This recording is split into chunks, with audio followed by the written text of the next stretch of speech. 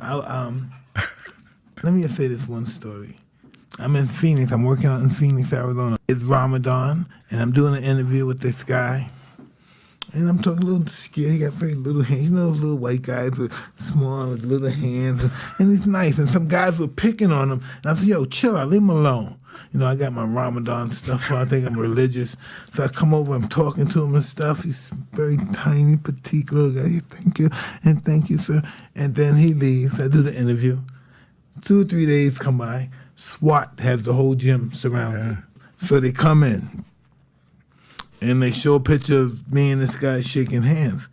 And I'm thinking, fuck, this guy's probably to have a lawsuit. I must have did something that got this guy nervous or something.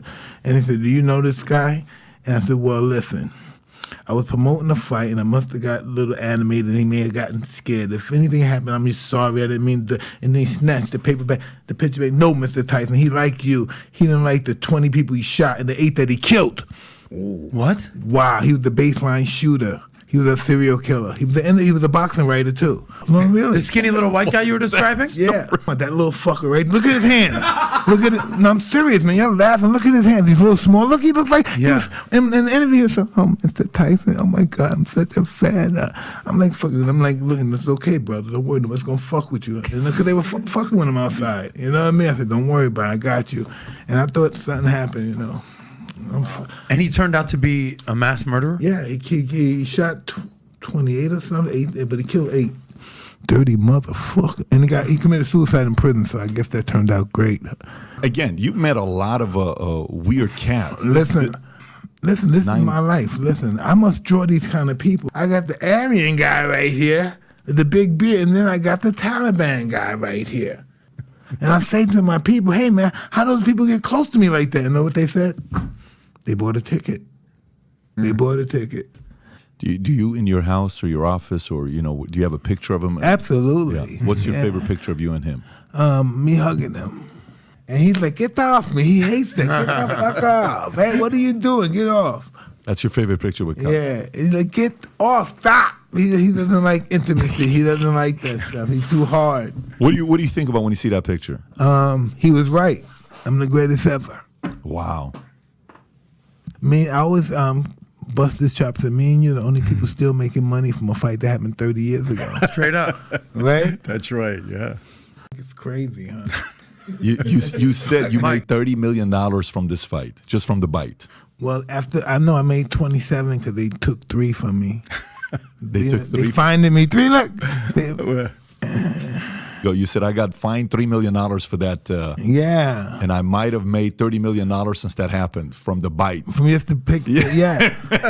The bite heard around the world. No. From just the mic bite. Every time I'm doing a signing, they take a picture of biting people's ears all over the world. Take a picture, bite my ear, bite my ear, bite my ear, bite my ear. I got what a Hell's Angel? You got a white supremacist. Bite my ear, bite my ear. I'm like, what the fuck? Listen, no, Taliban, bite my ear, bite my ear. You've made it if it's that. Listen, stop. Serial killer, bite my ear, bite my ear. Listen. They were going off the hook, and he was a little offended. He was a little offended at first, and then he, and the whole time, why you doing this to me, man?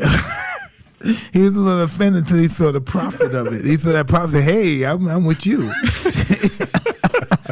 Mike bites. 20 years old, 21 years old, youngest ever heavyweight champion. Did that automatically attract other GOATs that wanted to be around you, who were the champions? And if it did, which I'm assuming it did because we've seen pictures with you pretty much with everybody, did you notice a similarity between your wife, where you're like, oh, I see Ali, oh, I kind of see a little bit of myself, and very interesting how we have these 2-3 things in common. Did you see that yourself, or you weren't looking at it from that lens? It's just ordained by God that happen like that. And it's not necessarily because we're athletes or entertainers. There are people who are pretty much ordained by God to be the greatest businessmen, to be the greatest garbage men. It's all from the universe. And we have nothing to do with it, but just putting in the effort.